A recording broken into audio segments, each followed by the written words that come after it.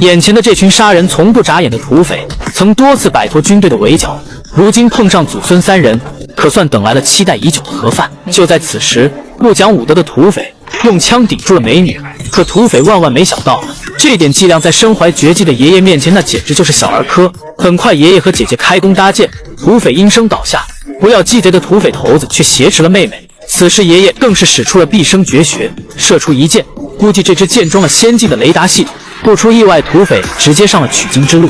妹妹虽也得到爷爷的真传，可因为儿时的心理阴影，始终不敢射杀生灵。你的箭是留着吃的呀！爷爷曾以高超的剑法中得前倾探花，可惜很快被时局淘汰。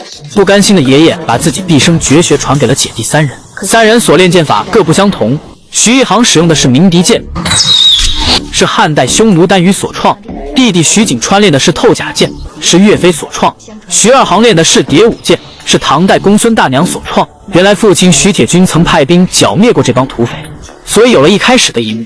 而今徐铁军奉命驻守热河境内，接下来发生的一幕你绝对不敢相信是真的。就在徐一航结婚的当天，随着鞭炮声的响起，一群小鬼子在鞭炮声的掩盖下枪杀了所有参加婚礼的亲朋，现实给这对新婚夫妇开了个大大的玩笑。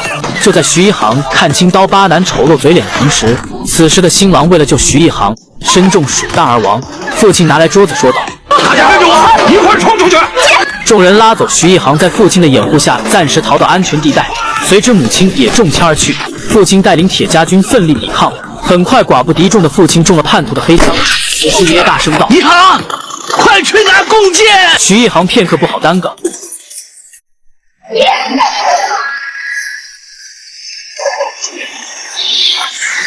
拿来弓箭的他和爷爷迅速地送鬼子领着盒饭。就在这时，叛徒想要打冷枪杀了徐一航。看到这一幕的父亲则是用尽最后一口气，为女儿挡下这致命的一击，便随母亲而去。就这样，爷爷抱着弟弟，三人一路逃亡。殊不知刀疤男带鬼子紧随其后，跑到拐角处，爷爷凭借诡异的剑法射得小鬼子恐怖至极。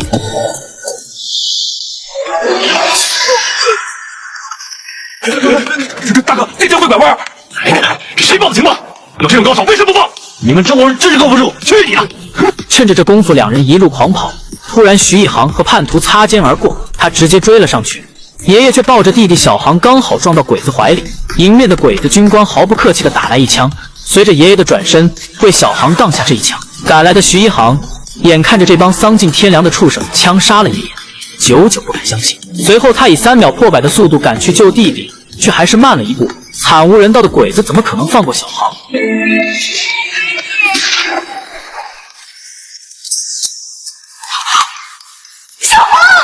此时赶来报信的荣石还是晚了一步。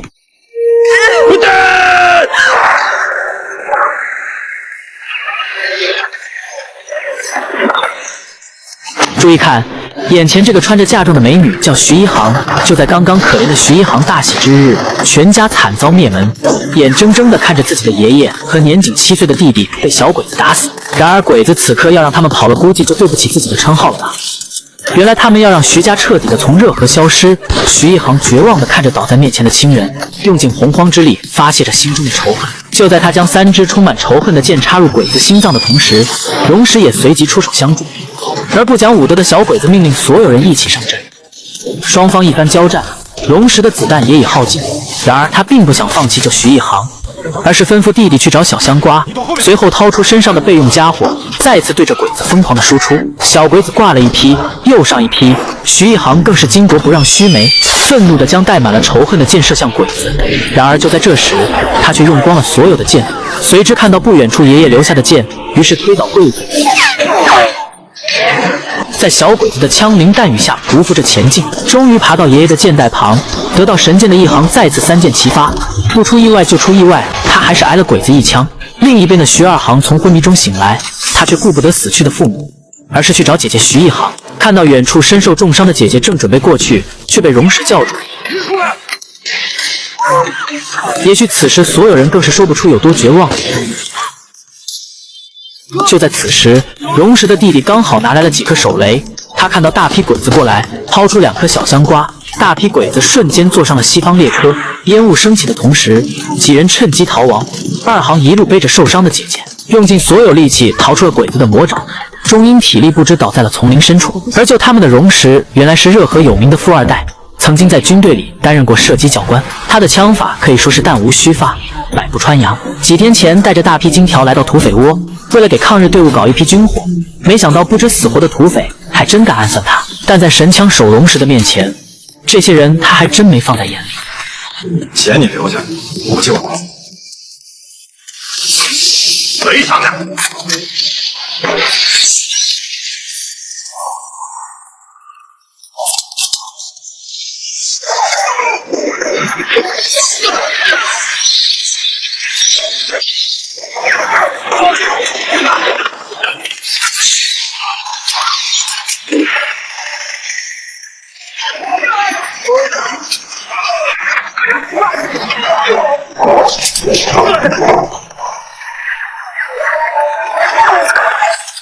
还有枪！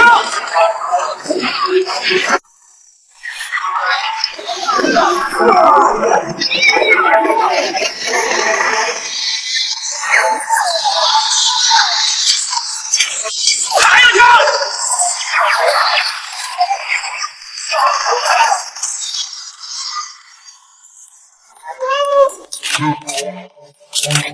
永成，你真是帮我解决了一个大问题。有了这批武器，我这支队伍也算得上装备精良了。这是天上掉下来俩林妹妹啊！我说，太好，太好！这还是一个暴脾气啊！哎，你别过来！我告诉你，我全家人都被杀死了。你要再过来的话，我真的会杀了你！呵，妹妹，这个要是再不救，可就淹死了。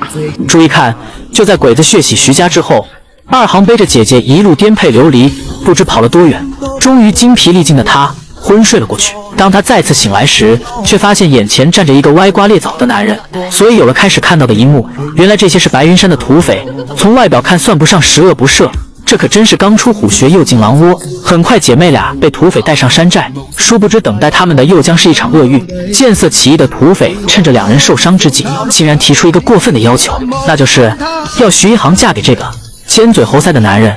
你姐姐伤好了以后，就嫁给我三叔当媳妇儿。你们这不是趁人之危吗？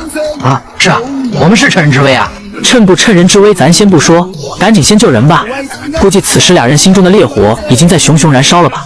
很快土郎中从徐一航身体取出了所有的子弹，足有几十颗。另一边的徐家大院此时遍地尸体，鬼子正在奴役乡民清理尸体。值得庆幸的是，徐一航的未婚夫并未死，而是被好心人救治。而此时两人并不知道对方还活着。就在二航精心照顾下，徐一航终于死里逃生的醒来。此时俩活宝又来逼婚。徐一航，这是我三叔。你妹妹把你许配给我三叔了。你就是我的曹玉芳啊！我爹查获皇令，3天以后啊就是黄道吉日，你就跟我三叔拜娘成亲。3天，他下得了床吗？你傻呀，等他下得了床还不就跑了？再说还没过门，你心疼什么媳妇儿啊？没出息。什么叫没出息呀？好男人不这样。是的，没错，我看也是。经过半个月的休养，徐一航刚能下地走路，就迫不及待地祭奠死去的亲人。二航终于射出他的蝶舞剑。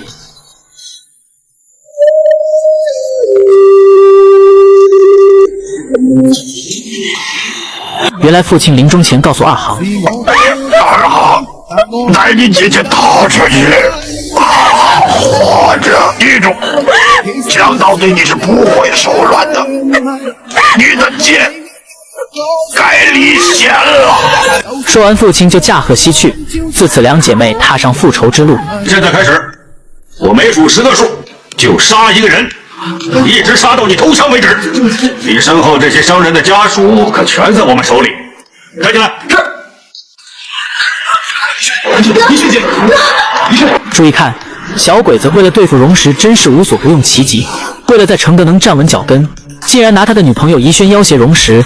原来就在鬼子荷枪实弹，并且坦克开路，顺利包围了荣公馆。同时，承德有头有脸的富商也被迫躲进荣石的小别野，企图寻求庇护。而面对如此阵仗，荣石依然坐怀不乱。迫于无奈的鬼子只好绑架了宜轩，所以有了刚刚看到的一幕。很快，不得已的荣石只好答应鬼子的条件，但是像这货子，投降了命是保住了，可是活得像条狗一样。你想打就打，想骂就骂，甚至可以随意使唤。如果是当这种臭不要脸的汉奸，我宁可死。我弟弟妹妹所有在场的人都可以死。此时的竹木纯一也不得不答应荣石的条件。我只要一样东西。什么？脸。就这样，这个承德的风云人物被迫当了汉奸。原来就在小鬼子马上要攻打承德前几日，身为承德大亨的荣石自然不能袖手旁观，于是他找到手握重兵的常玉麟，希望他能抵抗鬼子进攻承德。殊不知常玉麟视财如命，张学良让我死守承德，可是呢，又不给我钱，这没钱我没法守啊。是的，没钱他也绝对不会得罪鬼子。于是荣石召集承德所有富商，每人捐出1半家产给常玉麟进行抗议。要捐你捐，我是一个子儿都不会捐。我也不捐，我也不捐。站住！于守山，别以为你姐夫是蒋委员长的亲戚，常玉麟不敢动你，在承德就没人敢动你。我告诉你，今天谁要不捐出1半家产，谁也别想活着从我这儿走出去。这一举动明确表示，今天在场所有人谁不捐出1半家产，就会用这把枪将他的生命结束。此时所有的商家都不敢轻举妄动。就在此时，荣石的管家过来劝说：我认为这个常玉麟的确不可靠，是不是再考虑考虑？荣石回到家气愤不已。很快，仅有120多人的日本关东军进攻承德，却发现城中无一守卫。原来常玉麟真靠不住，他贪生怕死，带着几万大军丢下百姓逃离。当荣石得知这个消息，简直是不敢相信，于是下令：如果有人敢擅自迎接日本人，荣家灭他满门。是。另一边的徐一航两姐妹在摆脱土匪之后，便踏上了报仇之路。接下来，徐一航会拿谁先开刀呢？好，他们摁不住你。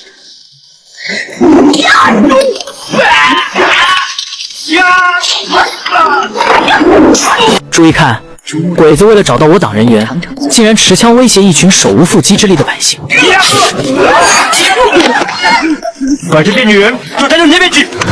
很快，这群女人被小鬼子带进草丛中，他们甚至连一个年仅7岁的小女孩都不放过。可怜的女人为了救自己的孩子，无奈地说出了她所知道的一切。你知道什么？都说出来。黄东三是离会白云洞，那里有义勇军。另一边，白云山土匪却在准备娶媳妇，殊不知危险正在悄悄来临。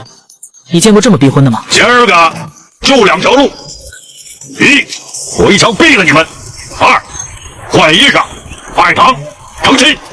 突然一声巨响，暂时缓解了姐妹俩的压力。原来小鬼子枪杀了上山给徐一航取子弹的老和尚。我还以为走火了呢，外面来了一队鬼子，把保华寺的老和尚给打死了。和尚他都敢杀，不怕遭报应了。林十万，抄家伙，给我媳妇报仇！赶紧吧，其他人跟我来！放开我！很快，听声而至的土匪面对丧心病狂的鬼子，风老大还在白日做梦。干什么？不能不整理呀！太不讲理了！要是讲理，就不是鬼子了。林十万，跟这帮不讲理的狗日的拼了！双方很快展开激战。面对装备精良的小鬼子，一群乌合之众很快就要败下阵来。此时恨透鬼子的姐妹俩企图挣脱土匪的看管，于是有了开头看到的一幕。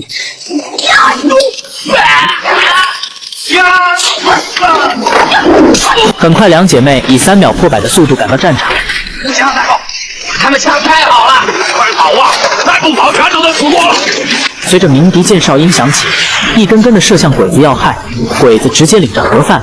看到这一幕的土匪父子，也许此时更不敢相信这是真的吧。而徐二航虽然射出了多年尘封的蝶舞剑，却还是没能突破心理阴影，仍然不敢射杀生灵。在一航的神剑射杀下，很快鬼子就知难而退。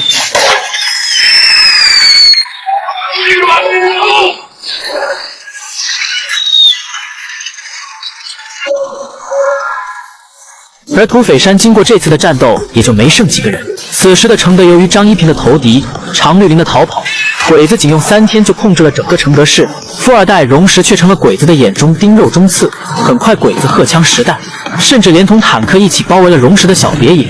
面对装备精良的鬼子，荣石又该何去何从？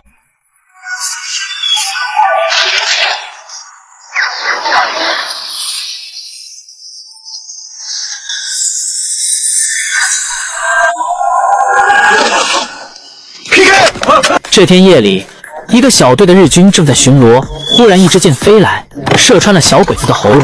日军小队大乱，接二连三的被暗箭射中，射杀他们的正是徐一航。然而他每射出一箭都非常艰难，原来愈合的伤口再次崩开，顾不得疼痛的他仍旧咬牙坚持。很快10几个人的小队顷刻之间只剩1人，他决定把最后1人留给妹妹二航。只见二航弯弓搭箭，却始终不能放出他的蝶舞箭。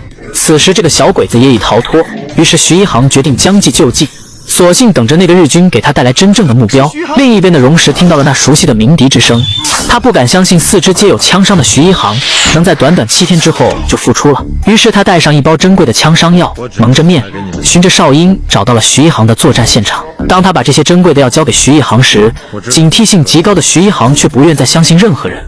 虽然他曾经救过徐一航，但在徐一航的心里，他不想再连累其他任何人。荣石苦口婆心地说了半天，然而徐一航依然拒绝了荣石。无奈之下，荣石只好将药放在地上。他为了打消徐一航的顾虑，冒着被鬼子发现的风险，拉下了蒙面，摘下帽子。徐一航看着这似曾相识的面孔，依然决定不接受他的帮助。无奈之下，荣石只说了一句保重便离开了。面对家仇，徐二航仍旧一箭未发。他哭着求姐姐不要报仇了，他实在狠不下心。姐，我们一起走吧。我来承德，就没打算活着走出去。然而徐一航对妹妹失望透顶。你走吧，我杀了他们12个人，日本人很快就会回来，你在这躲好了。很快，报信的鬼子带来了日军的一个小队。说巧不巧的，这个小队长正是枪杀徐一航母亲的罪魁祸首。他一眼便认出这个畜生，仇人见面自然分外眼红。只见他3箭齐发，小鬼子瞬间领了盒饭。此时的徐一航伤口已经开始滴血，于是他强撑着喝了一口马奶酒。接着又是一箭射穿小队长跟前的鬼子喉咙。此时鸡贼的小队长拿出小香瓜，就在抛出的瞬间，徐二航当即射出一箭，小香瓜顿时改变方向，徐一航才逃过此劫。突然愤怒的他冲了出来，紧接着一个漂亮的丝滑，随即射出一箭，正中小队长的喉咙，吓得小鬼子四散逃走。被仇恨充斥的徐一航仍然没有就此收手的意思。等到天亮，大批的鬼子朝着他们包围过来。身怀逃生绝技的徐二航当然听到了这一切，姐，再不走就来不及了。随后开挂的飞上房。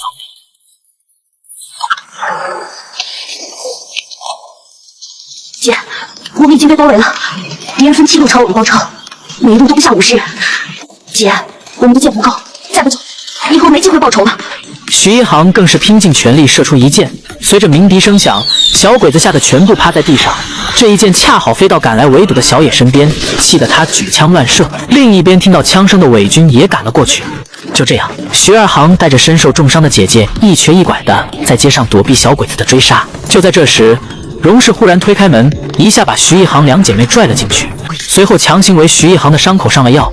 一心不想连累别人的徐一航还是决定离开。荣氏便说道：“不管你们有任何需要我帮助的地方，可以随时来找我。你们可以在荣誉咖啡馆门外的电线杆子上留一个箭头的图案，我就会来找你们。你能找到我们？我能。”随后，他们直接去投靠开瓷器店的表哥。他们能躲过鬼子的搜捕吗？鬼子接下来会做出怎样的报复行动呢？注意看，一大清早，这群不长眼的鬼子就要对荣石的别野进行搜查。兄弟是奉命搜查，拿竹木纯一的手谕来，让你搜。原来鬼子此行的目的是要找到他们的强劲对手，也就是徐一航2姐妹。于是荣石便问道：“你新来的呀？不知道这儿不让搜啊？为什么？为什么？”然后拉着鬼子指着围墙上的门牌问道：“认识这3个字吗？”“认识。”小鬼子也是一脸懵逼的回答：“荣公馆。”于是荣石二话不说，直接将枪拿出来，用力向他的头部敲打一下。现在明白了吗？不明白。机枪拿来。很快，两把机枪对准了这群鬼子。荣氏霸气地表示：“不管是谁，不经允许敢迈进荣家半步，乱枪打死。”然后帅气转身离开。原来小鬼子正在满大街的寻找徐一航的下落，鸡贼的鬼子早已下令全城戒严。此时的徐一航身受重伤，只好来到表哥家躲避追捕。两姐妹后脚刚进门，鬼子前脚就到了。听到敲门声的徐一航当即就要开弓搭箭，却被表哥拦下。无奈之下，两人只好躲到楼上的暗格里。可正在这时，闻着味而来的这群畜生进来后就仔细搜捕。哎，老总，你们这是要干什么呀？老总，这是干什么呀？这是走啊！然而眼看鬼子就要发现楼上的暗格时，表哥急忙上前引开了他的视线，再低头却看到地上的血迹。表哥借着鬼子推开他的同时，故意打碎了珍藏已久的瓷器，随后将自己手指割破，以此证明地上的血是自己留下的。此时的徐一航早已做好了拼死的准备，剑拔弩张地对着鬼子。鸡贼的汉奸头当然感觉到了，但他深知两姐妹的手段，为了保命，只能下令撤退。另一队小鬼子搜到了鲁艺轩家，一进门就把管家给推倒在地，随后也推倒前来阻拦的哥哥。就在这时，鲁艺轩也来到管家的身边，他们发现管家受伤，于是哥哥便吩咐妹妹去屋内拿药。没想到妹妹在进屋时不小心碰到了这个小鬼子，正因为这个无意间的碰撞，却引起了小鬼子的邪恶之心。只见他上下打量着鲁艺轩，然而鲁艺轩还在专心找药，殊不知危险正在他身后。小鬼子一个手势吩咐手下的人出去，这小鬼子出去之时也随手关起了房门。你要干嘛？此时的鬼子还不知道鲁艺轩是荣石的女友，面对女友受辱的荣石，接下来会怎么做呢？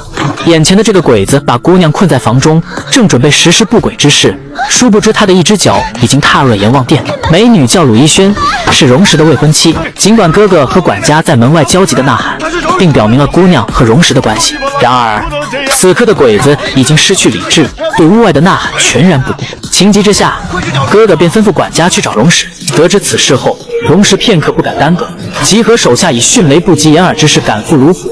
一进大门便连开数枪，随着枪声，手下包围了院子。鬼子和伪军刚要反抗，结果一一被枪指住了脑袋。接着荣石一脚踢开房门。这时鬼子见有人打搅了自己的好事，便要拔枪开干，结果却被荣石一脚踹翻在地。随后又是愤怒的一脚踢向鬼子的裤裆，顺手掏出手枪递给女友，想让女友亲手杀了这个畜生。但从来没摸过枪的鲁艺轩始终没有勇气接枪。就在这时，狂妄自大的鬼子叫嚣道：“你敢！我是大日本皇军！”话还没说完，荣石直接一枪爆头，接着又是连开数枪扔不紧。此时所有人更是说不出有多紧张吧，吓得一旁的荣树都直哆嗦。哥，真傻呀！荣石，你杀的可是关东军小队长，你回去告诉望月无雪，爷在这儿等他，让他滚。没一会儿，吉府率兵赶来，看到被杀的手下，瞬间咬牙切齿地望着荣石，让荣石给他一个合理的解释。但荣石根本没把他放在眼里，仍旧擦着手枪。鬼子井口汪汪的没完，不耐烦的荣石起身吩咐索杰：“姐姐，兄弟留在这儿，只要有人敢进院子，乱枪打死。”是，大少爷。井口眼看无视自己的荣石要离开，愤怒地说道：“荣石，我要挑战你！”荣石自然不会惯着他，吩咐道：“以后只要有人敢欺负城的人，不管他是哪儿的兵，就一个字儿打。”小鬼子惹不起荣石，便拿伪军出气，怒斥他们当时为何不拦着队长。此时老鬼子也吩咐井口不能和荣家有正面冲突，眼前最重要的还是尽快抓住徐一航。老鬼子望月无雪研究了姐妹俩的剑，从而得知其弟弟徐景川更加厉害。鬼子妄想先发制人，随即致电香港情报处暗杀徐景川。面对诸多的杀手，徐景川能否逃脱呢？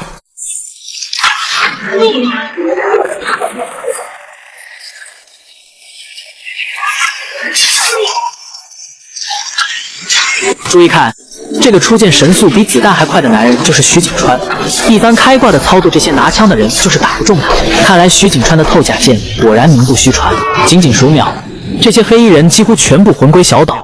他本想问清楚他们是什么人，结果仅剩的2个活口都咬破了口中的毒药，自尽身亡。突如其来的杀手令徐景川心生怀疑，隐隐约约感觉一定是家里出事了。可就在这时，他收到了徐二航的信。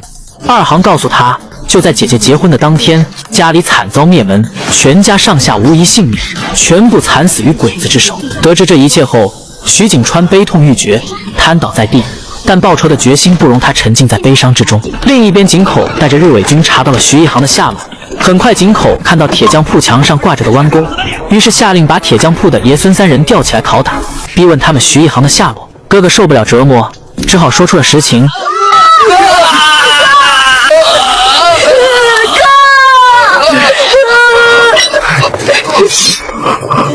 把你知道的都告诉我。我说，那3张弓有一张是酒楼老板李阳定的，还有一张是道具厂的沈华芳定的，还有一张是军标支上长廖军标定的。我说的都是真的。本以为说出真相能逃过一命，可还是难逃这帮畜生的毒手。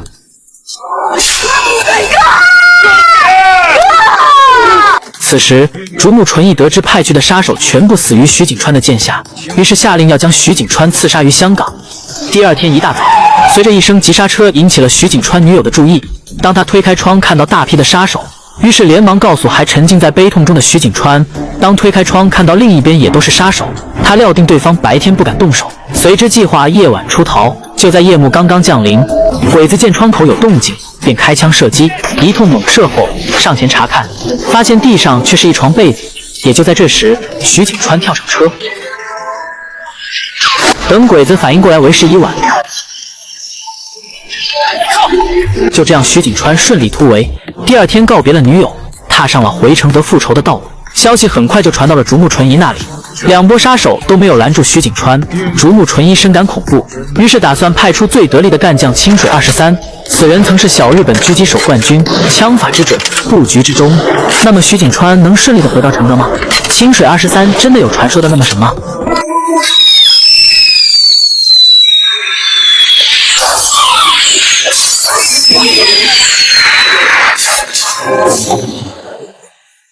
下一个，望月无雪。望月无雪看着徐一航留下的纸条，嘴里念叨着，他倒要看看徐家姐妹如何杀他。旁边的伪军劝他还是不要太轻敌了，望月却说：“你们不要让徐一航吓破了胆，如今他已经上钩，正是诱杀他的好机会。”随后质问井口：“警官中佐，这个地方为什么没设伏？”我实在没有想到，他的一剑能够穿过一座楼，穿过3道玻璃窗，射杀彭超。我不相信他们的视力就这么好。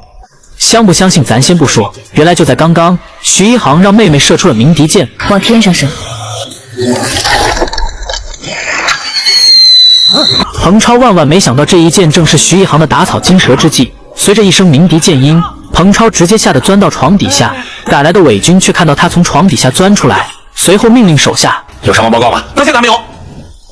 再出去看看。”可令所有人都想不到的是，徐一航能隔着一栋楼，而且还有3道玻璃射杀彭超。就在他站在窗前，刚要打开窗户查看，然而徐一航弯弓搭箭，早已等候多时。只见他3箭齐发，随着前2支箭破窗而落，最后1支箭完美的将彭超钉在了窗户上。好奇害死猫，看来还真是。另一边2次偷袭徐景川失败，令主目恼羞成怒，随之调派岛国最顶级高手清水23前去堵截。此人枪法极准，是难得一见的装逼分子。很快2人在火车上相遇，不得不说鬼子的鼻子真灵，估计和狼狗都有一拼吧。夜晚手下提议尽快动手，免得夜长梦多。而高傲与狡猾并存的清水却表示，徐景川根本不是自己的对手。就在这时，徐景川给清水留了一封信，接着把行李扔出窗外，佯装逃跑。清水听到徐景川的动静，连忙前去查看，来到房间却发现对方没了踪影。清水20，抱歉，这次你错了，我有办法比你早一点到承德，我会在你到承德的前一天把姐姐妹妹接走，祝你好运。清水看完信后，立马跳窗追击徐景川，殊不知中了徐景川的调虎离车之计。清水一路追寻，却发现一个包袱，打开一看，又是一封信。清水23，对不起，我骗了你，这么做我可以比你提前2天到承德。主目得知清水失手，瞬间火冒三丈，通知北平驻军组织枪手，在北平火车站干掉徐景川。然而此刻的徐景川早已策马扬鞭，绕道而去。接下来望月无雪诱杀徐一航的计划能否成功呢？狂妄自大的他准备亲自出马引诱徐一航，可正是他的这一决定，给了徐家姐妹等待已久的机会。很快，望月的车队缓缓驶来，殊不知徐一航两姐妹早已埋伏在他的必经之路。徐一航本想亲自射杀望月无雪，替年幼的弟弟报仇，可是因为自己的伤势，他已无法拉动弓箭。于是他让二航先射掉汽车的轮胎。坐在车里的望月无雪立马神情紧张了起来，连忙让士兵查看情况。殊不知徐一航的这波操作就是为了逼望月下车，没想到却被井口劝阻了。他很清楚徐一航的目的，眼看望月一直不下车，徐一航只好让二航再朝他们的油箱射一箭。在二航精准的射击下，一箭命中他们的油箱。果不其然，车里的望月有些坐不住了，但是又一次遭到了井口阻止。就在二人争吵之时，徐一航早就有了下一步的计划。再射一箭，擦出火花，点燃地面上的汽油。可心地善良的二航却始终不愿照做，他担心这样一来会炸死很多人，于是无奈的徐一航就要自己动手。可看到姐姐力不从心的样子，二航心疼的决定还是自己来射。随着他的蝶舞剑与地面摩擦出的火花，望月的车队顿时一片火海。随着两只小鬼子跳下车的同时，徐一航拼尽全力射出封喉的一箭，望月瞬间魂归倒地。原来就在刚刚，徐一航灭了望月无雪后，导致他的旧伤复发，高烧不退。于是二航顾不得危险，深夜就去找药。不出意外，很快遇到了巡逻的鬼子。情急之下，二航只好躲了起来。眼看着鬼子就到身边，紧张的他不小心拉了一下那块破布，谁知道上面竟然有一个铃铛。就是因为这个铃铛的响声引起了小鬼子的注意，随即他撒腿就跑。突然的枪声让荣石顿感不妙，于是他便抄起家伙出去查看。此时徐二航凭借灵敏的动作，拼了命的逃避小鬼子的追捕。情急之下，二航跑进了一个小巷子，结果却遭到鬼子前后夹击。没带弓箭的他不幸被鬼子击中。面对鬼子的追击，受伤的二航明显难以抗衡。就在这万分危机之时，忽然房门一开，一双大手一把就把徐二航拽了进去。刚好房门关闭，小鬼子也来到了门前。里边人听着，赶紧出来，要不然我就开枪了。谁要开枪啊？这是？就在鬼子走到面前的同时，荣石直接一脚踢飞了鬼子。要知道，在承德，就连竹木纯义都得给荣石3分面子。别伤和气，少得少爷。我们走。就这样，二航在荣石的庇护下脱离了险境。很快，他把二航带到自己的医院，好在伤得不重，很快他就醒了过来。第二天，徐一航拖着疲惫的身体满大街的寻找着妹妹，殊不知很快就被鬼子发现。此刻的他身体虚弱，已无力再战，但面对大批鬼子的围捕，强忍疼痛，勉强射了一箭。是我姐姐，她这一箭没射中目标，而且上游软弱无力，射程不足50米，她一定是支撑不住了。哨声软弱无力，二航断定姐姐危在旦夕。随后二人通过哨声找到徐一航，此时鬼子也持枪围了过来。在曾经的射击教官面前，这点鬼子都不够他塞牙缝的。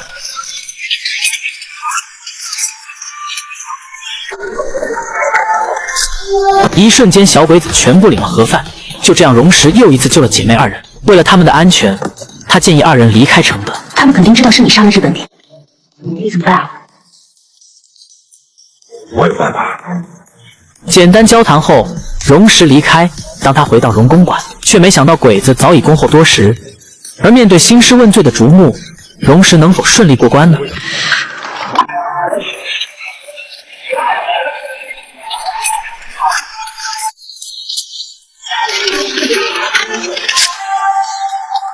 注意看，就在荣石一番神操作，枪杀一群鬼子后，安顿好徐一航两姐妹，刚要回家，殊不知竹木纯义早就带队包围了荣公馆。面对兴师问罪的竹木，荣石早就想好如何应对。另一边的徐一航得知消息，竹木纯一去了荣家，于是便埋伏在荣公馆的不远处，企图一箭射杀竹木纯一。原来竹木得知，在他离开这段时间，荣石把小鬼子虐得太惨，于是他想让荣石给个交代。面对竹木质问他为何要救徐二航，荣石却直言不讳地表示：“你救了徐二航？不，我救了你的兵。坐。将军觉得，如果我不把徐二航带走，死的是你的兵还是徐二航？在东京，当井口质疑日本兵是被他所杀的同时，荣石更是从容以对：“我杀的，一个人没错。为什么？为了保护徐一航和徐二航，你刚才说救了我的兵，是他们逼我出手的。我不杀他们，徐一航和徐二航也会杀他们。与其这样，还不如我动手，这样至少还能换取他们对我的信任。你有什么收获？我找到了他们的住处。看到这里，不得不佩服荣石的思维和胆识，或许这正是他的高明之处，不仅保全了自己，同时也保护了徐家姐妹。一番诉说后，竹木也不再追究，便要离开。毕竟在承德，军需品的事还得靠荣石解决。此时埋伏的徐一航看见竹木，本想一箭射死他，却被二航拦住，因为竹木一死，荣家就会彻底被连累。想到这里，徐一航理智地放下了剑。很快，井口带人找到荣石提供的地址，却只看到索杰坐门口守着。其实这并不是徐一航他们的住处，只是荣石给小鬼子来一个移花接木。当小鬼子进入院内，就是2个炸弹，结果开门进去却是一无所有，只剩一堆带血的破布条。愤怒的井口只有朝着索杰发火。那么索杰面对狼狗般的井口，该怎么办呢？我告诉你，日本人，在承德这地界，还没有人敢用这狗一样的眼神瞪着我，恕不奉陪。注意看，眼前这个豪横霸气的男人正是索杰，他是荣石的管家，这也是他第一次正面和小鬼子交锋。只见索杰和小鬼子四目相对，随后索杰直接转身离开。突然，几十支枪对着索杰，索杰一个凶神恶煞的眼神，便使出了他的独门绝技，那便是传说中的旋风腿。跟着就是左右一拳打向小鬼子。没想到索杰也不是善茬，功夫也如此厉害。就在索杰大展身手的时候，不讲武德的井口拿起手枪放了几枪。就这样，索杰被井口带回了避暑山庄。消息很快传到荣石那里。此时荣树得知索杰被带到避暑山庄，也是二话不说，直接带着兄弟去救索杰。而荣石的妹妹疑惑地问道：“为什么不拦住荣树？”然而荣石信心满满地说道：“你知道日本为什么敢欺负中国吗？他们那么点个头就敢欺负我们，为什么？是因为我们太软弱了。没错。那他们会不会杀了索杰啊？不会。他们知道如果跟我们荣家翻了脸，他们会有多大麻烦。咱们家有那么厉害吗？当然，否则竹木纯一怎么会摆那么大排场来请你哥当汉奸啊？”这时的索杰被小鬼子带到监狱，一番严刑拷打，想要索杰说出徐一航的去处。其实索杰也不知道他们去了哪里，所有的一切都是荣石为了掩人耳目故意为之。就在这时，坐在椅子上的井口似乎等得有些不耐烦了。正当他准备下手时，算了，你也打累了，你过来，我实话就说给你一个人听。说吧，离我近点，我不想让别人听见。井口信以为真。你绝对想不到，就在井口靠近索杰之时，没想到索杰趁井口不注意，一口就对准他的耳朵咬了过去。井口顿时杀猪般的狼嚎起来。只见他一手捂着耳朵不停的嚎叫，另一只手顺手从小鬼子手中拿起枪就准备捅过去，却被手下拦下了。在手下的强力阻止下，井口愤怒的命令：“来人，给我往死里打！”与此同时，荣树带着一伙兄弟赶到了避暑山庄，对着小鬼子喊道：“进去告诉竹木纯一，半个小时之内不把索杰放出来的话，老子就把你们避暑山庄夷为平地！”时间很快就到了半小时，只见榕树对着避暑山庄几个字就是2枪。就在两方人马僵持不下的时候，容易赶了过来。姐，你怎么来了？回去，咱得把索杰给要回来啊！不能要，他们自己会把索杰送回去的。那不一样，咱把人给要回来，那不违法。现在他们不占理了，如果你再闹下去的话，他们就占理了。听了姐姐的劝告，榕树也只好带人离开，但是临走时却丢下一句：“这是给我姐面子，暂且放你们一马。以后在承德的地面上，给老子小心点。”进去告诉竹木纯一，索杰是荣石最得力的助手，让他自己看着办。还有军需品的事儿，还是让他自己解决吧。兄弟们，撤！听到荣家拿军需品要挟，竹木纯一只好下令把索杰乖乖的给送了回来。眼前这个长得特像武松的男人，正是吕良彪，而他就是主木专门请来对付徐一航的。哪知道刚好碰到他的兵挨打。我说谁胆子这么大？原来是荣家的二少爷。有本事你开枪试试！说什么呢？口气这么大！这可真是螳螂捕蝉，黄雀在后。没想到吕良彪根本不把他放在眼里，反身一脚就踢掉了索杰的枪。随随后命人把索杰和榕树抓了起来。而此时的荣石正在和竹木纯一签订兵工厂的合同，突然容易跑来说榕树被他们抓了。榕树让他们给抓去了。得知自己的弟弟被日本人抓了，荣石立马停下签字问清缘由。原来荣石安排弟弟开车频繁进出城门，企图麻痹鬼子后带徐家姐妹出城。突然他被拦下，少爷，救救我老婆吧！几个鬼子的汉奸闯到我家里，要强暴我老婆，救救我老婆吧，少爷！当榕树得知情况后，驱车赶往受害人家里，看到眼前的一幕，让他火从天降。我都进去！来好，小女孩是谁杀的？看着我！是他们杀的！杀人偿命，欠债还钱。听过吧？动！跑到我们家来，杀人抢钱，连5、6岁的小孩都不放过。我看你还敢动我！荣石得知情况，拒绝签署兵工厂的合同。而竹木纯一现在非常需要荣石手里的军需品，没想到在关键时刻，这个吕良彪竟然给自己惹了麻烦。随后，竹木纯一派出井口通知吕良彪放人，但是吕良彪却不肯放人，继续唆使手下殴打榕树和索杰。你们还记得当时他是怎么打你们的吗？原封不动的打回来。那我们真动手了！你们吕良彪，执行命令！气得井口想要掏枪杀了吕良彪，还好旁边的伪军及时拦了下来。都是自己人，谁跟他是自己人？另一边的荣石摸不清吕良彪的底细，也不敢贸然营救。看来这个人应该就是竹木从前线调回来的那个人。而此时的吕良彪告诉榕树：“你这高衙内的名号我也听说过，知道《水浒》里我最喜欢谁吗？武松。不呸！你也配喜欢武松？你杀了多少中国人？还自比武松？”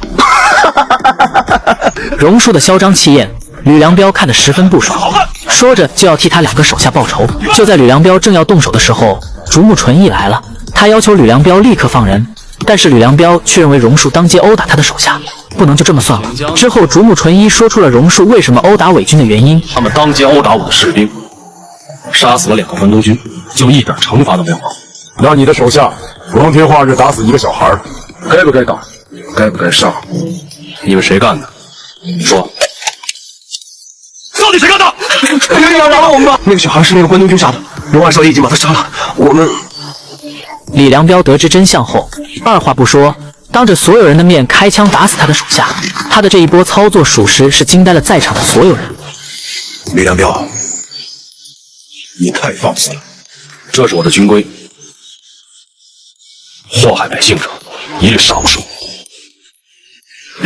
吕良彪虽然为日本人做事，但是他绝不允许他的手下伤害一个老百姓。随后，吕良彪把枪交给了竹木纯一，表示他愿意接受处罚。但是竹木纯一留着吕良彪还要对付徐家姐妹，所以就没有继续追究下去。原来竹木纯一为了彻底解除心头隐患，于是又把吕良彪请了回来，专门对付徐一航。此时，荣石也摸清了吕良彪的底细，同时也断定鬼子会利用他对付徐一航，于是趁机向鬼子提出条件，那便是放出话去，吕良彪和荣家结上仇了。如果想得到徐家姐妹的消息，必须让吕良彪来荣家和鲁家磕3个响头，来给鲁家大小姐、荣家大小姐、荣家二少爷郑重道歉。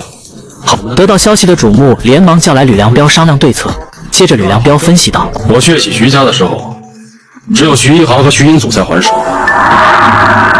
徐二航一剑也没放过。那你觉得为什么？他从来就没有杀过人，他让我给他认罪，还得磕头。他是怎么想出来的？”可恨的吕良彪更是自信地放下狠话，自己有办法让徐一航现身，根本不必去求荣石。随后便夸下海口：“我根本就用不着他。那你怎么找到徐家姐妹？我有我自己的办法。明天这个时间，准备为徐一航收尸。”此时所有人都认为这是干掉徐一航的绝佳机会。吕良彪为了万无一失，于是来到城门口，对手下的人说：“从今天起，不管是谁，只要进这个门，全都得给我杀，包括荣师在内。现在日本人正求人家呢，没人给咱撑腰，那都非要硬闯呢。发的枪是让你打2个啊！”更可恨的是，吕良彪为了引出徐一航，于是安排自己的手下见人就发传单，传单上更是写明了要挑战徐一航，明天中午12点。鸡贼的他故意把决战地点设在荣家咖啡馆，为的就是借此事顺便杀荣家的锐气。荣石得知此事后，便吩咐索杰尽量收回市面上的挑战书，避免徐一航看见，因为他知道徐一航现在有伤在身，胜负难分。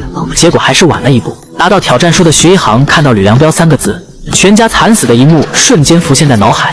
正是这个罪魁祸首曾经带领小鬼子打进了徐家。想到这里，徐一航心中的仇恨再次涌上心头。就在这时，荣石赶来，看到徐一航得知了消息，便上前劝阻。荣石说：“很明显，这是吕良彪和鬼子设的圈套，而且你旧伤未愈，根本不是吕良彪的对手，不如先离开承德再做打算。”徐一航最终还是决定离开。随后，荣石安排弟弟宋姐妹2人出城，结果走到城门被江燕拦了下来。此刻的江燕狗仗人势，任凭榕树怒骂，仍然态度强硬。搜查2名证，2名拧头，滚！合作，是。即使枪顶脑袋，也是一脸无所畏惧的死样子。就在双方僵持不下去的同时，荣石突然赶来，看到荣石的架势，江燕瞬间下软了，随之打开关卡，几人顺利出城。而荣石深知自己所为难逃其咎，便把后事安排给索杰，做好了和鬼子鱼死网破的打算。另一边的徐景川率调清水23后，也是快马加鞭的往承德赶回来。虽然小鬼子设了卡哨，但在徐景川透甲剑的威力下，小鬼子的枪只能算是根烧火棍。只见他拿出他的透甲剑，一剑双雕，干掉所有小鬼子，直朝承德方向而去。面对吕良彪的挑战书，徐一航敢应战吗？到底充满仇恨的女人会有多疯狂呢？你绝对不会相信，眼前这个女孩为了给死去的亲人报仇，竟然只身单挑这个武艺高强的汉奸。原来就在1年前，女孩新婚大喜之日，全家却惨遭灭门。而凶手正是这个刀疤脸的大汉奸。报仇心切的他1年来一直四处奔波逃命，为的就是有朝一日亲手宰了他，为父母报仇。而这个投靠日本人的大汉奸吕良彪，正是利用了徐一航报仇心切的心理。此刻正是徐一航和吕良彪2人对决的时刻。虽然徐一航深知这是日本人设下的陷阱，但着急为父母报仇的他，早已将生死置之度外。吕良彪，我来了！徐一航快速地冲进咖啡馆内，而自信的吕良彪却依然淡定地等待着徐一航的出现。现场的气氛顿时就紧张到了极点，2个人都在等待着最佳的出手时机。很快，2人便各自使出毕生绝技开干。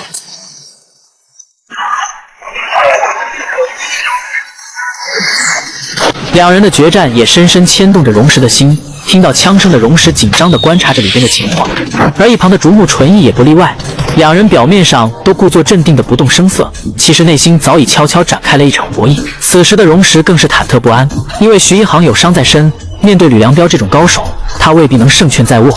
但是从现场的情况来看，刚才的战斗一定十分激烈。吕良彪面前插满了徐一航的鸣笛剑，而且他还身中一剑，但是徐一航也好不到哪去，肩膀上明显有子弹穿透的痕迹。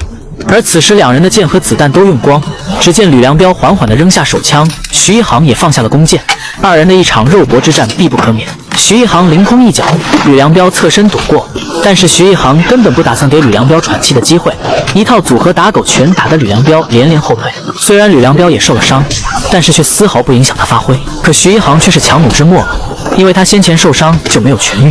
只见吕良彪缓缓向徐一航走来，而此时的荣石也是坐立不安，他非常担心徐一航现在的情况，可是自己却无能为力，只好等待奇迹的出现。就在这时，2人的身上都已经布满伤口，精疲力尽，招架不住的徐一航最终倒在了地上，而吕良彪也趁此机会纵身一跃，好似千斤之力砸向徐一航。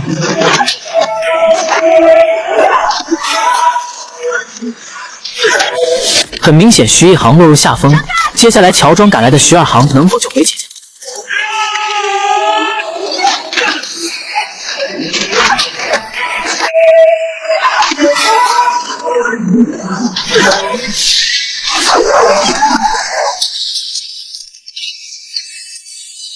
就在徐一航和吕良彪一番交战后，此时最担心的就是荣石了。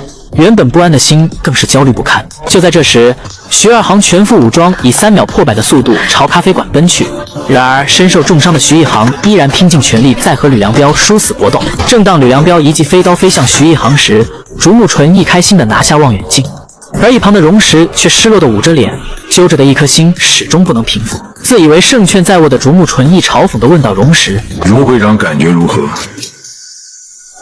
然而荣石只是看了一眼竹木纯一，并没有回答他的问话。荣石此时已经彻底绝望，只是强装微笑的端起茶杯一饮而尽。不远处的徐二航也在祈求姐姐能够平安归来。此时或许所有的人更是说不出有多着急吧。他们都在等待徐一航能够平安归来，然而奇迹并没有出现。只见徐一航拖着受伤的身体，口吐鲜血从屋内爬了出来。荣石看到眼前的一切，他的心彻底碎了。此时的徐二航只能流着眼泪看着姐姐受折磨，他用尽自己所有的力量在地上艰难地爬行着，而等待接应的人早已按耐不住心中的怒火。但是此时谁出去都将是有去无回，荣石再也无法忍受看到徐一航受如此折磨。于是他丢下望远镜，直接离开了竹木纯一。原来荣石早已和义勇军的人商量好，要来一个里应外合拿下承德。于是他准备好私藏的神枪，准备接应义勇军。当他再次回到竹木身边，问道：“杀了吗？”“还没有。”此时吕良彪拿着家伙上膛，就对准了徐一航。周围埋伏的每个人都把心提到了嗓子眼上，只能眼看着却无能为力。徐二航更是悲痛欲绝，终于把剑指向了吕良彪。正在吕良彪准备扣动扳机时，沉默的徐二航终于忍不住了，于是一箭射中吕良彪，随后接连3箭射向小鬼子。这突如其来的冷箭打得吕良彪一个措手不及，不得已的吕良彪只能落荒而逃。看到这里，不远处的荣石拿下望远镜，竹木纯一失落地说道：“这个自大的吕良彪。”荣石也是冷冷地看了竹木一眼。另一边的义勇军也杀了进来，城外的枪声传到竹木纯一这里，一脸懵逼的他只好派井口前去增援。殊不知这所有的一切正是身边的荣石安排的围点打援之计。徐二航来到姐姐身边，呼喊着。身受重伤的姐姐，扮成车夫的榕树也在这个时候赶来了。而远处的竹木纯一依然还在监视徐一航，于是吩咐手下：“那些人是什么人？绝不能让他们跑掉。”然而这所有的一切刚好都被远处的狗汉奸看到。那个拉黄包车的人正是荣家姐弟俩，他们的一举一动全被伪军发现了。如果让竹木纯一知道是荣家姐弟救了徐一航，可想而知后果是什么样。还好索杰一直在暗中盯着这些伪军，他立刻吩咐，不惜一切代价，一定不能把消息走漏出去。他们能否顺利的截杀这群狗汉奸呢？徐一航能不能脱困呢？阿航，哥，快救救姐姐！姐！就在刚刚，为躲避日本人的追捕，拉徐一航的黄包车不小心撞到石头，导致徐一航摔倒在地。此时小鬼子也正在靠近他们，无奈之下只好先将徐一航抬到一边。这时索杰见徐一航几人身处险境，于是吩咐手下的兄弟一定要顶住敌人的火力。就在双方激烈交战的时候，徐景川忽然出现了，他快速朝有枪声的地方跑去。然而敌人的火力太猛，索杰也快要顶不住了，只好吩咐兄弟们撤退。由于鬼子火力实在太猛，一时半会儿也无法撤退。正当所有人都绝望之时，徐景川终于赶到了，让原本绝望的几人心中豁然开朗。所以有了一开始看到的一幕，看到这么多鬼子欺负他的亲人，徐景川开弓搭箭，他的透甲剑直接一箭双雕。就在这时，一个小孩抱着剑跑到徐景川的身边，原来他怕徐景川剑不够用，于是也是冒着枪林弹雨给徐景川送了过来。徐景川接过剑，便吩咐小孩离开了。此时的荣毅并没有撤退的意思，他想和徐景川一起并肩作战杀鬼。一脸花痴的他早已暗中喜欢上了这个帅气的男人。就这样，徐景川的剑堪比导航都准，渐渐封喉一大片小鬼子，瞬间饮恨西北。两人正准备撤退，忽然又来了一批小鬼子。反应神速的徐景川正要开弓，却被鬼子喊住了：“大小姐别过界，我们是来救大小姐的。”是张赫，他们是抗日义勇军。几人相互认识一番后，决定搞乱承德。另一边的徐一航此时正在荣家的私人医院抢救。哥，情况怎么样？进手术室了，在抢救呢，还不知道怎么样。就在这时，索杰带来了一个坏消息。大帅，情况有变，那个人没抓住，让他跑了。这个人是杜伊恩，派来监视徐一航的。如果让他们认出，把小姐孩儿荣家就麻烦了。荣石当然明白，这个人必须在见到竹木纯一之前把他干掉，于是他决定亲自出马干掉那个人。此时，荣毅和徐景川换上小鬼子的军装，企图去炸掉小鬼子的军火库。很快，两人一番乔装打扮，一路杀向竹木纯一的军火。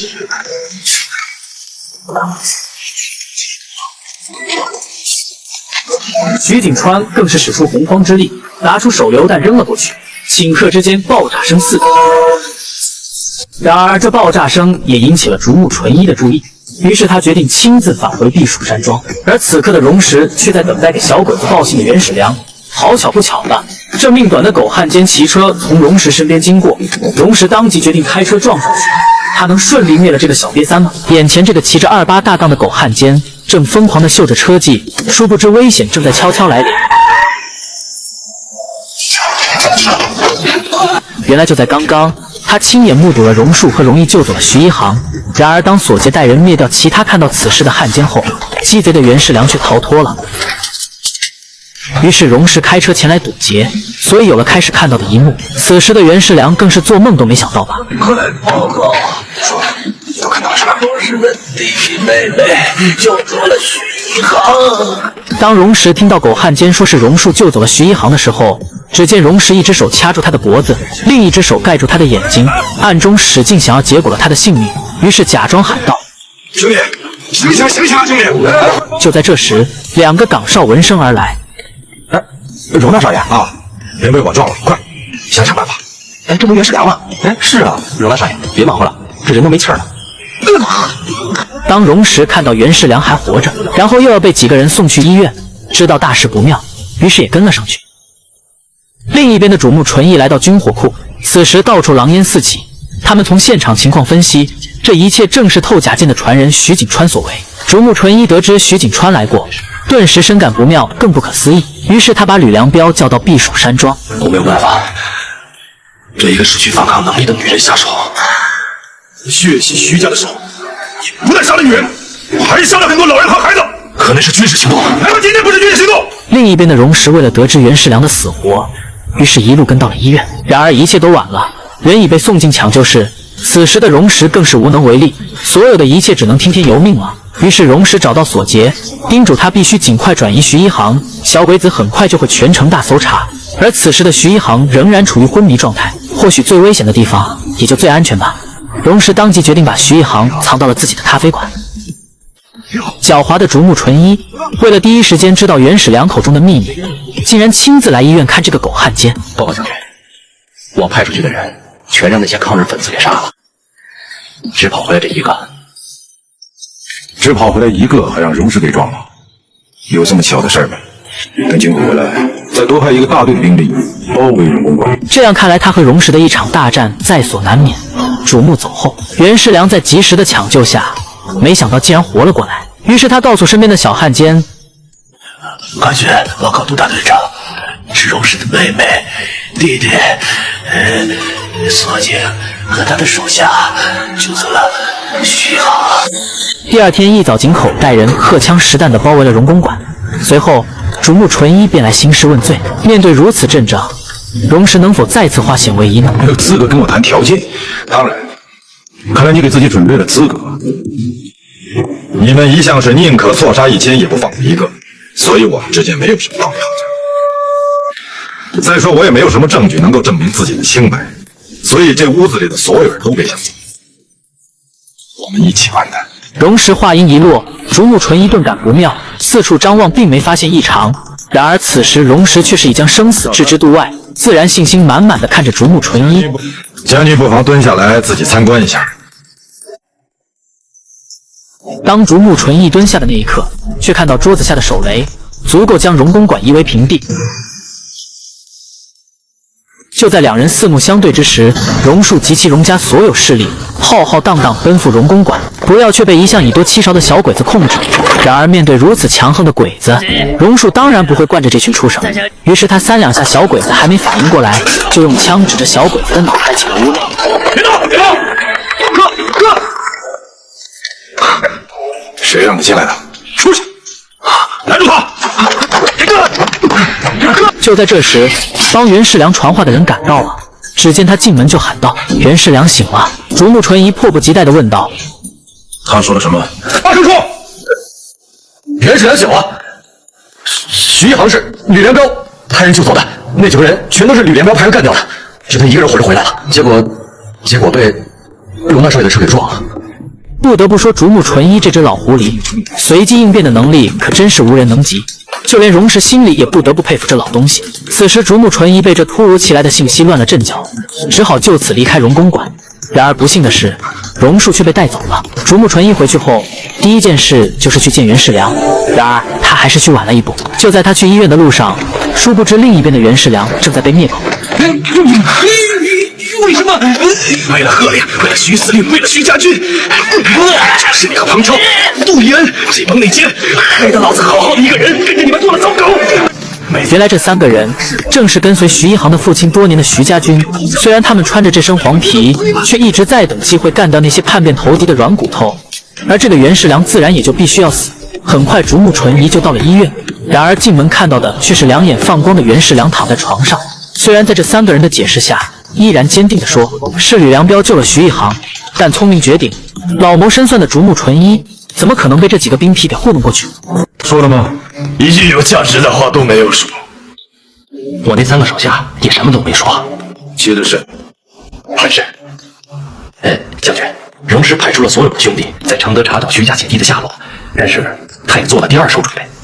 如果在3天内找不到徐家姐弟，他们准备和我们决一死战。请荣家兄妹参观一下我们关东军的酷刑，看看我们是如何对待敌人。荣氏和妹妹容易被竹木纯一带到了鬼子的监狱，眼前的3人正是灭口袁世良的汉奸。此时他们一个个被打得皮开肉绽，然而竹木一再的逼问，让他们说出实情。我再给你最后一次机会，说不说？殊不知3人个个都是硬骨头，根本没把他放在眼里。就在这时，狠毒的竹木纯一下令再次用刑。井口一拍手，小鬼子牵着狼狗走了进来。然而就当小鬼子准备放狗时，荣氏实在看不下去了，说道：我替他们说吧。那个袁世良告诉他们，救走徐一航的不是吕良彪，是我荣石。江爹想听的不就是这么多？我想听的是实话。就在这时，不耐烦的竹木纯一喊道：他今天说什么都不重要，就算他说是你荣石救走了徐一航，我也不会信。竹木纯一真正的目的是为了杀鸡给猴看，因为荣石的弟弟也被他们关在监狱，其目的更是让荣石知道他的弟弟也有可能成为下一个用死刑的人。只见井口一挥手，2条狼狗扑向眼前的几人，而荣一却被眼前恐惧的场景吓得躲在哥哥的怀里。正当荣石准备带着妹妹离开时，却被井口拦住了去路，随后直接把荣石带到了弟弟荣树的牢房。而吕良彪正在被小鬼子严刑拷打，荣一一进门便跑去弟弟身边，生怕他受到伤害。眼见弟弟毫发无损，小鬼子并没有对他怎么样，而一旁的吕良彪却被打得皮开肉绽。井口走到吕良彪前面，看着通红的火炉，顺手拿起烈火烧了56分钟的木炭，来到吕良彪面前。没想到吕良彪直接一口气吹向了井口，这一举动彻底激怒了井口，于是他龇牙咧嘴地对着吕良彪的胸口就按了上去。而吕良彪也是强忍疼痛，硬是没发出一点声响。井口自以为吕良彪已被酷刑所屈服，便问吕良彪：告诉我，义勇军在哪里？吕良彪顿时计上心头，说。话未落音，一口咬在井口耳朵上，瞬间在场的所有人为之一震。井口更是做梦都没想到，仅剩的最后一只耳朵却被吕良彪一口咬掉。此时竹木纯一气的又下令放狗。司令，来呀，放狗咬我呀！咬啊！咬住！一番折腾后，吕良彪也是说出了实情。将军，您到现在都看不清楚，那是因为您在怀疑我。如果抛开我，你仔细想想，有谁有这么大的能力，能干得了这么大的事儿？竹木纯一思索，再三决定再给荣树2天时间，希望他能尽快给自己一个合理的解释。次日，荣氏为了让义勇军截获鬼子的军火，决定让徐景川阻挡赶回承德的清水23，两人一战在所难免。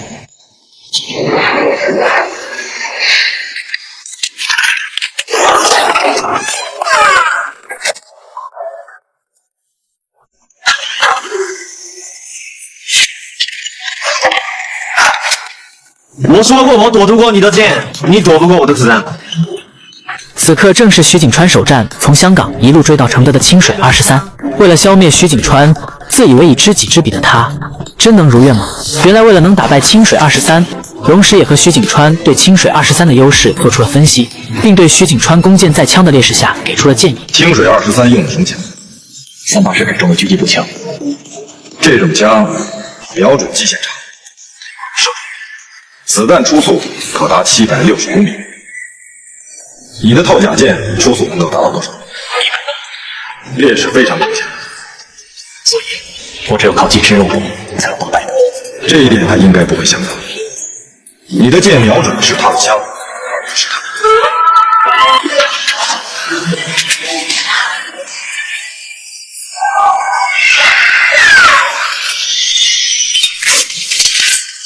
一番激烈交战，武器对于两个高手而言显然已没多大用处。就在此时，徐景川顺势抛出手中的弓箭，清水23反身一脚踢飞。现在双方都已没有了武器，只好近身作战。徐景川先发制人，踢飞旁边的围栏砸向清水，转身一个360度旋转，对着清水23就是一脚，瞬间清水被踢出数米之远，摔倒在地。狂妄自大的清水，恐怕做梦都没想到会被徐景川踹飞出去。他没想到徐景川不仅能躲过他的子弹，而且还能在躲过子弹的情况下一击命中他手中的枪。然而不知死活的清水起身摆出一副空手道的架势，不讲武德的清水利用地上的稻草想要挡住徐景川的视线，可不料徐景川迅速一个旋转，直接用脚甩了清水一巴掌。然而当徐景川转身，却发现清水已经不见了踪影。就在徐景川寻找清水之时，只见他抱着一根粗长的木头从后面偷袭而来，来不及反应的徐景川被逼得连连后退。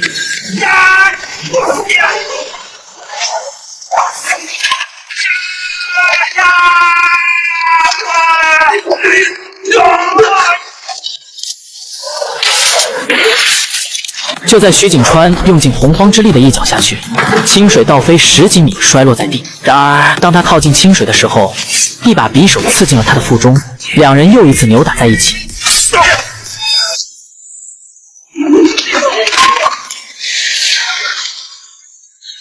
万分危机之下，二行一箭射中了他的后心，清水中箭后仓皇逃离，而徐景川也伤得不轻，来不及多想的二行和容易只好先把他送到附近的医院进行抢救，但是没多久鬼子的追兵就到了，容易只好带着徐景川从后门撤退，留下荣家的兄弟阻击日本人，为他们争取撤退的时间。刚刚徐景川和清水23激烈的战斗中，徐景川遭到重创，生命危在旦夕，于是几人连忙把徐景川送到了医院抢救。然而让所有人最担心的事情还是发生了，此时徐景川大量出血，急需输血。大夫，我可怎么样？病人大量出血，急需输血，但是我们医院没有血库啊。我是 A 型血，我哥和我姐都是 O 型血，怎么办啊？怎么我的？我是 O 型血，你一个人也不够啊。那你先用我的，快去多联络一些人来，看看哪些人是 O 型血，快！是，你们跟我进来，赶快给他抽血。好。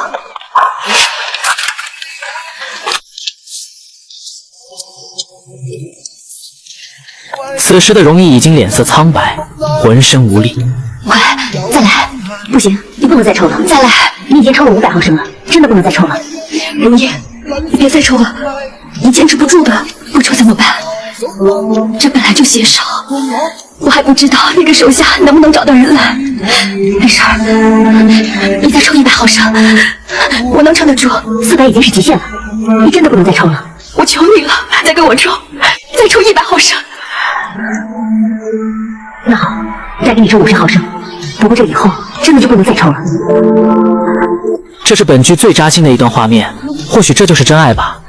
看到这里，我又相信爱情了。此时再多的语言也无法描述他们的爱情，咱们只能默默地为这个小丫头点赞。然而就在这时，大批得到消息的小鬼子赶往医院，无奈之下，容易只得带着徐景川再次逃离，留下荣家的兄弟阻击鬼子。我们打过鬼子，立刻走。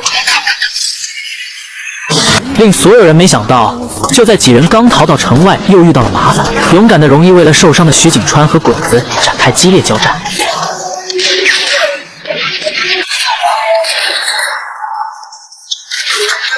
好在经过一番激战，终于逃过鬼子的追捕。此时为了彻底甩掉鬼子，容易和徐二航经过一番商量，决定容易留下来照顾徐景川，徐二航则开着敞篷跑车引开小鬼子。万万没想到，徐二航把车开到半路突然没油了，万般无奈之下，徐二航只能将车推到草丛中。从此徐二航的去向再也没人知道。然而当容易费尽心机把景川送到安全地点后，徐景川的一句话却深深刺痛了这个深爱他的女人。你一定要走吗？我回去就会结婚。另一边，荣石和索杰得知清水23的住院地址后，于是决定派人刺杀清水23。面对强敌，他们能成功吗？今晚会有人来救你。谁？你比我清楚。竹木纯一说的这个救吕良标的人，正是荣石一手导演的。因为自从荣石去了鬼子监狱，发现吕良标一身正气，是一个能争取过来改恶从善的人，于是荣石和义勇军张贺决定假借送徐一航出城，然后营救吕良标，顺便解除荣石救徐一航的嫌疑。不得不佩服荣石这一箭三雕的好计策。此时所有人更是不知道荣石葫芦里卖的什么药。二航的特点是灵活、转身快，蝶舞剑可射飞行之物，可四面开花，尤其是在被包围的时候，可以将优势发挥到极致。因为徐二航下落不明，于是吩咐索杰：“你带徐一航去筒子街18号，安排好人接应他，安排好他的退路。日军军服做好了没有？快了，做多少算多少吧。拿到咖啡馆，今天晚上有大用。放心吧。等等，你去徐一航那儿接几支徐二航的箭来。”很快，徐一航在索杰的带领下撤离到筒子街18号。一切安排好后，荣石拨通了竹木纯一的电话。3天期限就快要到了，明天天亮之前再没有徐家姐妹的下落，我弟弟还回得来吗？这么说，荣会长今晚要熬夜了。岂止我要熬夜，我手下这些兄弟恐怕没有一个人能睡觉。好，那我等荣会长的好消息。此时，荣石和竹木每个人面前摆着一副围棋，他们以棋子为兵，一场斗智斗勇即将上演。这一仗所有的一切都是荣石亲自布阵，在家里指挥着外面的所有军事行动。竹木纯一和荣石各自下着一盘大棋。然而就在这时，荣石看着棋盘上的棋子，忽然发现上了竹木纯一的当。竹木这只老狐狸故意放出风去，让城里的日伪军倾巢而出，去围剿义勇军，就是为了要引我们上路。现在义勇军只要一进城门，我们就会被他们一口吃掉。他发现这是竹木的圈套后，原来竹木就是想散发出城内空虚的信号，引义勇军进城去救吕良标和徐一航，然后再围而歼之。于是荣石急忙调整部署，必须立刻把徐航送出城去，否则义勇军想得到那批军火，将会付出更加惨重的代价。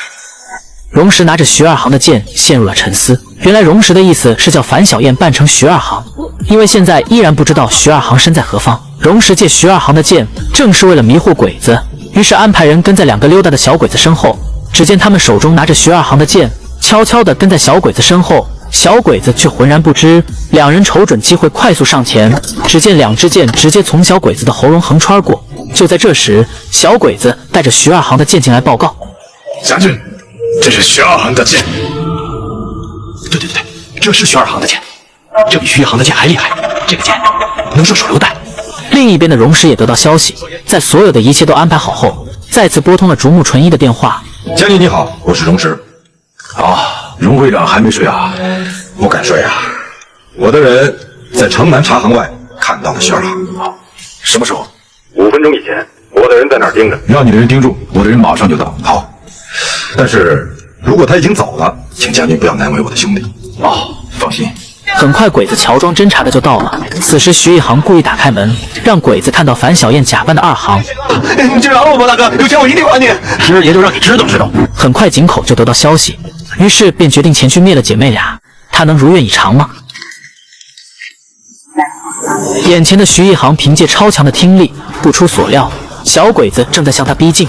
他更是明白一场恶战在所难免，于是他服下了大量的止痛药。而这即将发生的一切，却都在荣石的掌控中。当井口吩咐停车的时候，还不忘看向了杜奕恩一眼。此人正是徐一航今天的目标。就在这时，荣石的人跑来报告：一定要看到他们才能够动手。好。于是鸡贼的井口安排了2个小鬼子，他们扮成老百姓，一路追打着荣石的人跑向徐一航的住处。而徐一航为了让小鬼子误认为樊小燕就是徐二航，于是吩咐樊小燕把脸转过去，最多倾斜45度。45度是多少？救命啊！快开门啊！快开门啊！一阵急促的叫门和呼救声把徐一航引了出来。2个小鬼子看到徐一航在屋内，经过确认，徐二航确实也在这里，于是便回去向井口报信去了。徐一航见几人离开，便关门进入屋内。带着樊小燕从暗道离开了。另一边的荣石为了尽量减轻徐一航这边的压力，于是他找来这对活宝父子。你们俩各带一队，兵分两路，分别埋伏在筒子街18号的东西两头，插到日军和前来支援的日伪军之间，朝两边开火。等他们两边交上火之后，然后迅速撤离西街1号后面，执行下一步计划。明白。就在此时，侦查的小鬼子回到井口身边，告诉井口刚才看到的一切。而此时的杜伊恩似乎已经感觉到了死亡的气息，因为他也是杀害徐一航一家的罪魁祸首。而且前不久徐一航挑明了，下一个目标就是他。井口吩咐一伙小鬼子来到徐一航的房门前。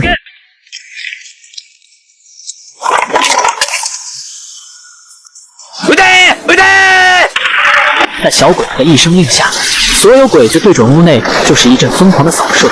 殊不知，此时徐一航早已撤退，正在他们的必经之路等着他们。一阵扫射后，房门被打成马蜂窝，而小鬼子冲进入屋内，却是一脸懵逼，并没有发现徐家姐妹的身影。而此时的井口还在等着好消息，没想到等来的却是人走屋空。于是井口决定亲自前去一探究竟。然而此时的杜伊恩异常恐惧，或许冥冥之中他感觉自己已命不久矣。但是军令如山，迫于井口的压力，杜伊恩也只好乖乖跟着井口面对这未知的危险。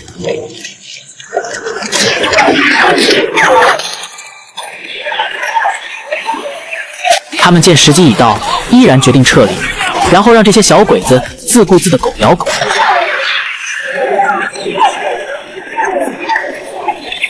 徐一航带着樊小燕从暗道出来，与荣石的人会合。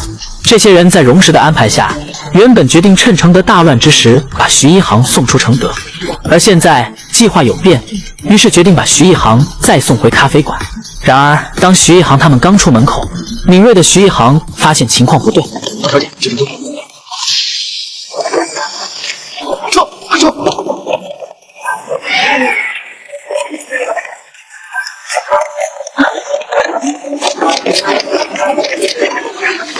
他们发现我们了，他们一定是想从这边包围小鬼。面对一个大队的鬼子，他们能再次逃脱吗？只要徐一航的专属音乐一响，天下所有小鬼子必遭殃。这些小鬼子见到徐一航，吓得全从屋内退了回来。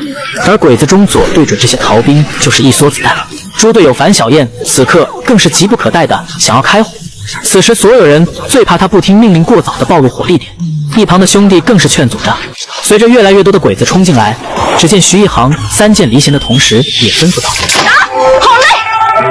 此时樊小燕更是激动的一批，所有人在徐一航的吩咐下对准小鬼子火力全开。此时鬼子中左一挥手，小鬼子一批又一批的涌向徐一航他们。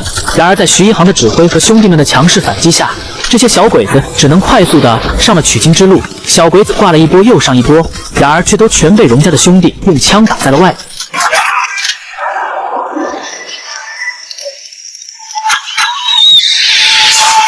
鸡贼的鬼子中佐见强攻不行，于是吩咐手下搭人梯，刚爬上墙头，只见徐一航又是三箭齐发，三个小鬼子同时隐遁西北。另一边的荣石依然以棋子布阵，与竹木纯一在暗中斗智斗勇。狡猾的竹木为了全歼前来救吕良彪的义勇军，于是决定把避暑山庄外的兵全部收缩在一起，外松内紧，迷惑义勇军。万般无奈的情况下，荣石亮出了王炸9条一夫。原来他因为义勇军的张贺救了他一命，而后加入了反战同盟。此刻荣石决定派他出场。荣先生，会开摩托车吗？会。好，我想请你去帮我调些兵马，就说筒子街需要支援，在快到筒子街的时候，让他们下车投入战斗，然后由左杰抢车。是。车到手之后，马上开进避暑山庄，把吕良彪带出来。好。如果条件允许的话，争取让主朝他们自己人使劲。行，不记得了。还有，9条先生不会对日本人开枪，注意保护好他们。多谢荣先生。行。就在此时，徐一航也因为用力过度，伤口再次裂开。他强行服下止痛药，小鬼子也向他们攻了进来。徐一航想要再次拉弓，却因伤口剧烈疼痛，最终还是没能拉动神功。而此时的小鬼子却一枪命中了荣家的兄弟。徐一航见状，立刻吩咐掩护，随即直接冲出去，强行把荣家兄弟拉到屋内。然而另一个兄弟为了掩护徐一航，也不幸身亡。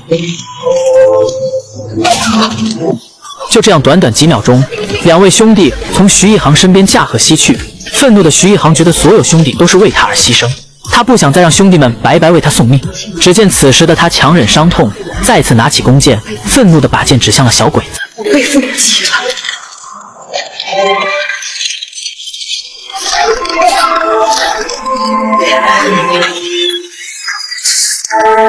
很快，荣家的兄弟就全部阵亡了，只剩下了徐一航和范小燕两人。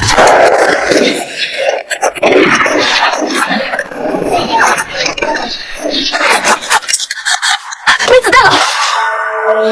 这也许是让全国人民最担心的一幕：两个漂亮的女孩不幸落入小鬼子之手，眼看着对方不断地向他们步步靠近。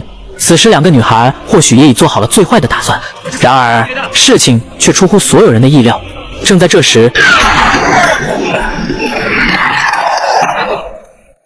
别开枪！大小姐，别放箭！原来赶来营救两人的正是徐一航父亲的旧部，也是帮荣石除掉袁世良的人。没想到在关键时刻，这伙人出现了。另一边的九条也带着索杰来到日伪军驻守城的大门的地方，他假传主目纯一的口谕，需要调走一个小分队到筒子街，随后操着一口流利的日语。一个小分队，其他人按兵不动，防止有义勇军进入。就这样，愚蠢的小鬼子没加思索地被调走了一个小分队。当九条带着这个小分队路过筒子街时，停车向小鬼子的小队长说道。索杰乘机上车，3、2下干掉了司机。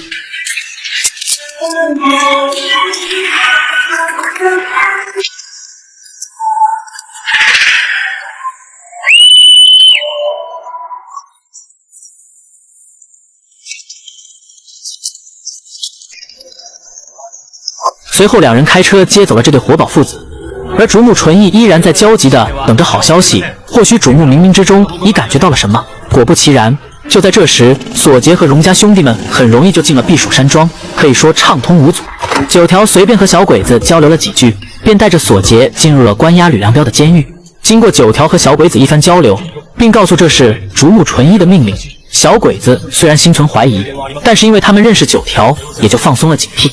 九条和索杰很顺利地接走了吕良标，出了城，两父子就在车内轻松干掉了押送吕良标的小鬼子。另一边，徐一航回到荣石住所后，父亲的部下张正希望徐一航能带领他们打鬼子，而就在徐一航说到不能答应他们的要求，更不想看到熟悉的人在身边死去。没想到此时的荣石彻底怒了，这也是他第一次对徐一航发如此大的火。谁愿意看到自己熟悉的人在身边死去？谁会无动于衷？谁心里不难受？但我告诉你，自从日本人进了承德之后，我们每一个人的生命都不再属于我们自己。只要能把日本人赶出承德，赶出中国，我们随时可以死。你以为你杀了几个日本人，你就算还了债？我告诉你，你还不清。光他们，还有那个被日本人折磨死的李东升，他为什么要为了你我而送命？因为你我不是一个人，我们是一支抗日的力量。你现在是承德人眼里的英雄了，你还是热河千千万万人眼中的英雄。他们都希望你重组徐家军，希望你能带着他们把日本鬼子赶出承德，赶出中国。你就因为你怕他欠债？一番激昂的话语，徐一航彻底的动容。接下来鬼子的好日子就要来了。开始。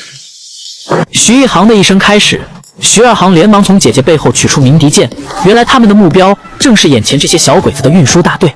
于是徐二航把箭瞄准鬼子的卡车，3箭齐发射向轮胎。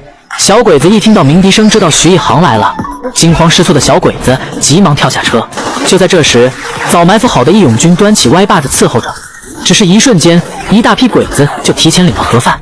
随后，徐一航拿出一支箭绑上手榴弹，而一旁的妹妹却是愣住了，因为她知道这一箭下去，又会有很多鬼子要去领盒饭。此刻，徐一航更是用尽所有力气，却由于救伤未愈，痛苦的表情使得徐二航终于下定决心。我来吧。当他拿起弓箭，却还是犹豫不决。徐一航见状，于是顺手拉了引线，给他来个霸王硬上弓。随着箭离弦，炸的整车小鬼子渣都不剩。